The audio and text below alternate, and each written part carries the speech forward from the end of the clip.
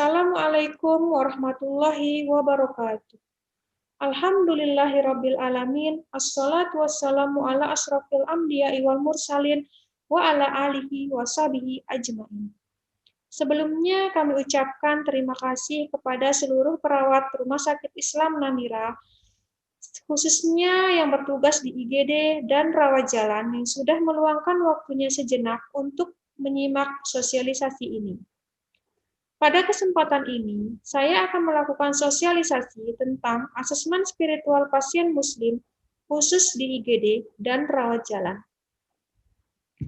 Adapun pengertian dari asesmen spiritual itu sendiri adalah proses pengumpulan informasi dan data mengenai kondisi spiritual pasien. Asesmen spiritual dibagi menjadi 3, yakni asesmen spiritual awal, asesmen spiritual ulang, dan asesmen spiritual tambahan. Asesmen spiritual awal adalah suatu tindakan melakukan penelitian spiritual awal pada saat pasien mendapatkan pelayanan pertama dengan tujuan untuk mengidentifikasi kebutuhan spiritual. Asesmen spiritual ulang adalah proses pengumpulan informasi dan data mengenai status atau riwayat spiritual pasien dari data subjektif dan objektif yang dilakukan secara terus-menerus.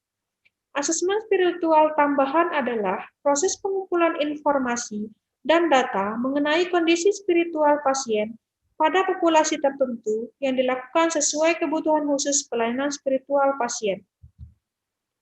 Selanjutnya, saya akan menjelaskan bagaimana tata laksana asesmen spiritual pasien di IGD dan rawat jalan. Pada saat pasien pertama masuk IGD atau rawat jalan, perawat akan melakukan asesmen awal dengan terlebih dahulu mengidentifikasi agama yang dianut oleh pasien. Selanjutnya, perawat mengkaji kemampuan beribadah pasien yang meliputi wajib ibadah, taharah, dan sholat. Pada saat asesmen awal dilakukan, apabila perawat menemukan pasien memerlukan pendampingan spiritual, maka perawat selanjutnya akan melakukan asesmen ulang spiritual dengan cara mengeluarkan form asesmen spiritual pasien Muslim lanjutan yang berisikan asesmen spiritual ulang pasien dan asesmen spiritual tambahan pasien.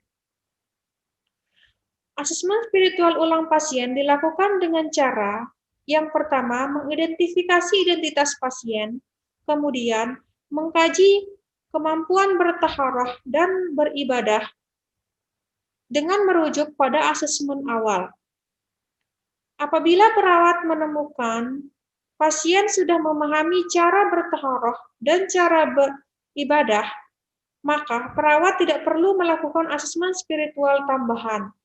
Dan apabila perawat menemukan pasien belum memahami atau tidak memahami cara bertaharah dan cara beribadah, maka perawat perlu melakukan asesmen spiritual tambahan pasien dengan cara melakukan checklist pada masalah psikospiritual pasien yang sesuai dengan apa yang dialami oleh pasien.